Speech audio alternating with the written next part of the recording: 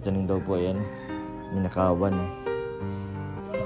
Siguro dito nila nilagay yung gamit, yung pera. Tapos may nagpasok ditong bata.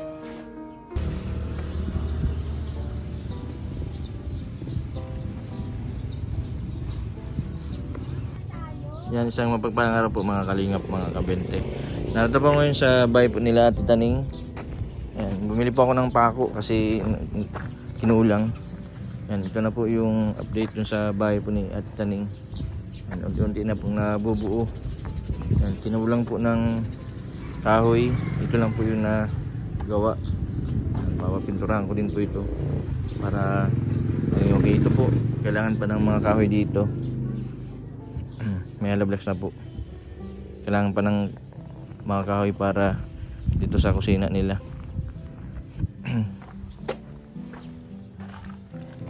Walang tao. Wala si Ate Taning. Ito po, lalagyan po ito ng harang, hollow blocks, kasi delikado din po kapag na may baha.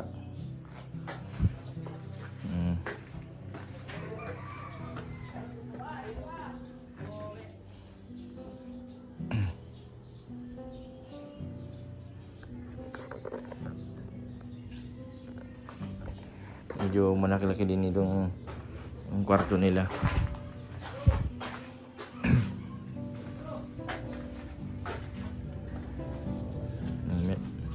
Parang kukulang itong yero na ito dito sa kusina hanggang dito sa CR. Kinukunti-kunti ko po kasi tayo ng pambili. Medyo naghina po talaga. Grabe ang hina ng views.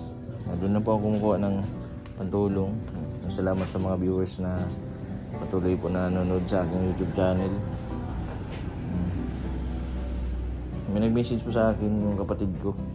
Si Ate Taning daw po yan, minakawan.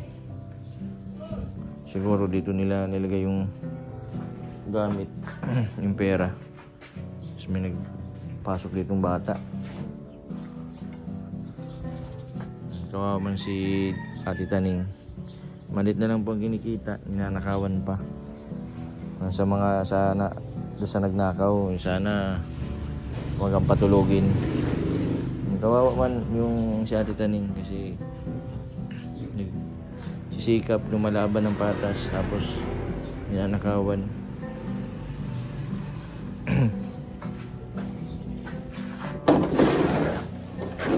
Dadalaw na lang po ang plywood. Dadagdagan pa po ito sa susunod. Nasaan si si Ate Taning? Nagtitinda ng Nasaan si bata? Yung dalawang yung dalawang anak. Sabi daw ninakawan daw si si Ate Taning. Ninakawan daw ng si ipon-ipon daw niya ninakaw. Sabi ng kapatid ko. Ito isa mo inirami ang huler. Ay kay Christian. Yan, mahirap po ngayon, malang pamasahe sa huler. Bumili din pa ako ng semento. Tapos yung mga pako pala nandito sa Ito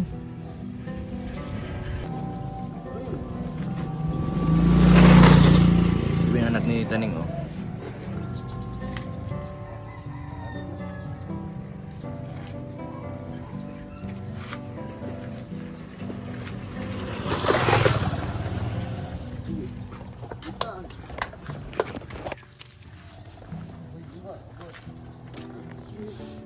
Yung sabi, nawalan daw kayong nawala daw yung wallet ni mama mo. Magkano yung yung nawala? Ay, 500. Sayang din yun. 5 araw na trabaho yung mama mo Sa tingin mo sino nagkuha? Mahirap naman po magbintang. Baka bata. Kunti-kunti man na nabubuo pipinturahan tayo ni. Tapos pag nagka-budget pa digdi, lalagyan pa natin dito na yung parang taas para may tindahan baga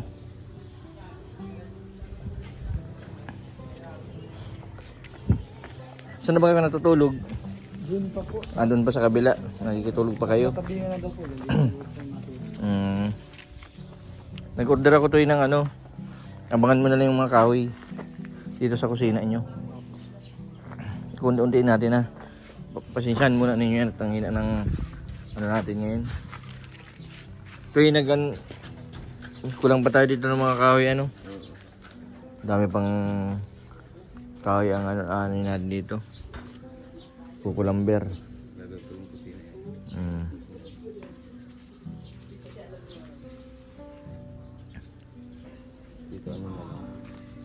Tapos ilang yero pa. Kulang pa yata yung yero.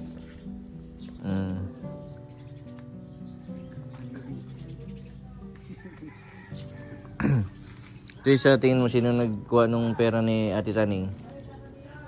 Baka nagreklamo sa barangay si Ate Taning ano? Nagre-reklamo nung nakaraan, walang pagkain. Kaya nagkaalis. Walang nagpili. Pag kaya man kami walang merinda. Trabaho. Buti nga't na ano na oh. Nagano Balik ko lang sa ano, galing sa ano, Pulilio Island. Unti-unti na pong nabubuo yung bahay. Malaki-laki din pala ito ano, 2 kwarto ano. Ito ayaw mo ng sarong kwarto. Bakit si mama mo makulit? Ha? Inuhulog ka sa katre. Kuya po ang ayaw. Si kuya mo ang ayaw na Gusto niya mag-isa. di katabi mo si mama mo. Tapos si kuya mo solo. Di ibig sabihin toy yung isang kwarto maliit, yung isang kwarto malaki. Para dito sa nanay. pero kahit tingin mo ay malaki pa din. Matagal-tagal na din pala itong bumagsak yung bahay nyo ano? Taon?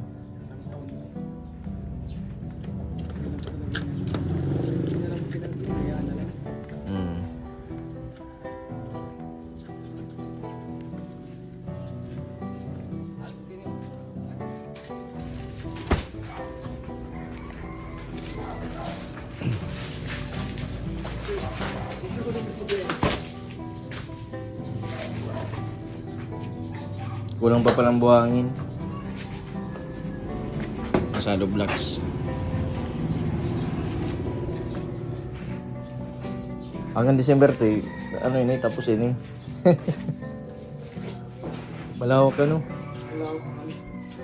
Mas makakabilo kayo dito. May kuryente kayo, tapos wifi. Ito ko lang matambay digdi.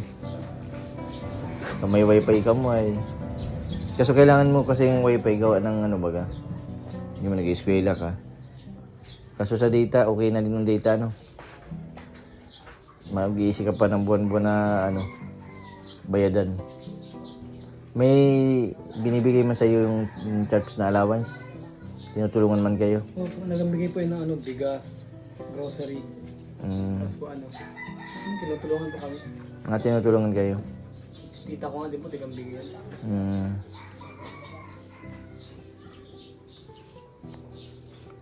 Si kuya mo nag-church din. Hindi po, di naman po yung mahilig po.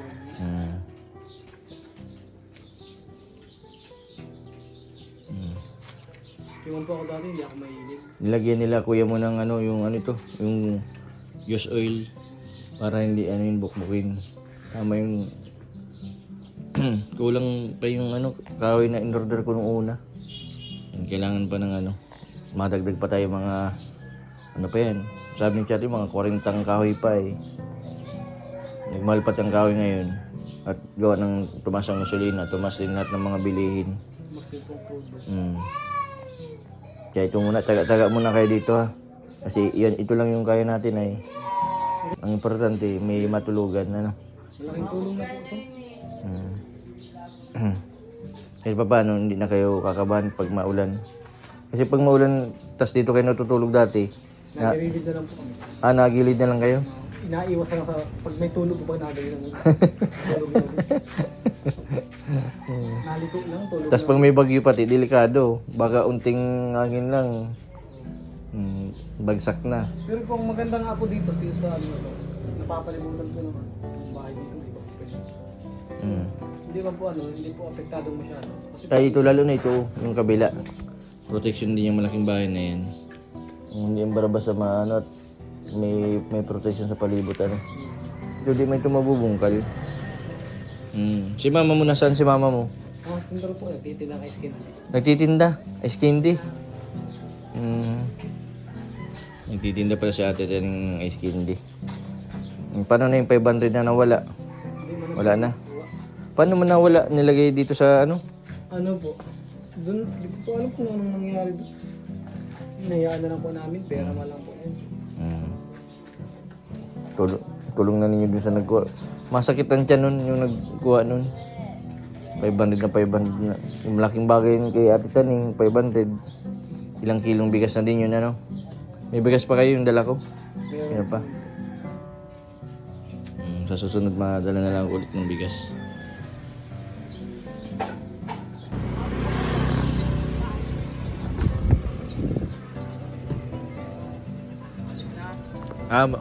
Iyo, madali na. Ano yan sa kusina? Matatagas pati yung tigtaw mo sa kuya, ah.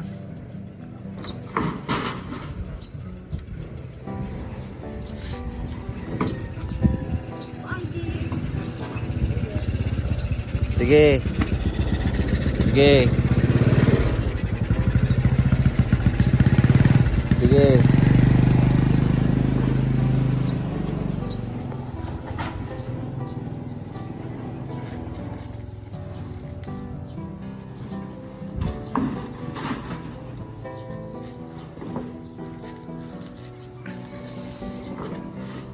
Sa sunod, ma-order ulit ako para digdin sa harapan. Ano gagawin tindahan? Inutong ko muna si kusina para makalipat na sinda.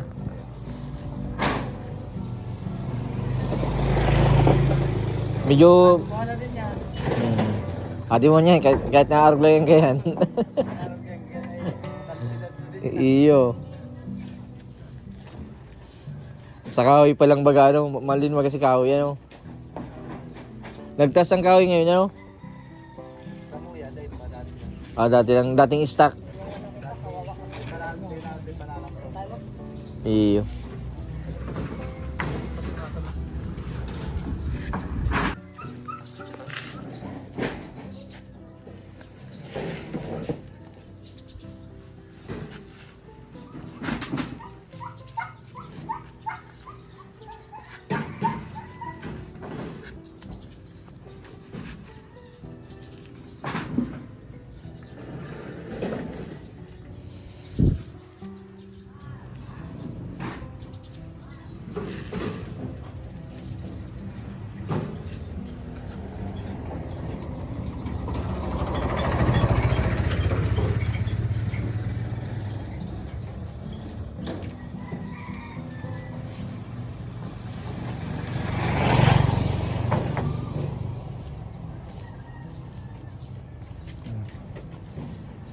Sa kusina.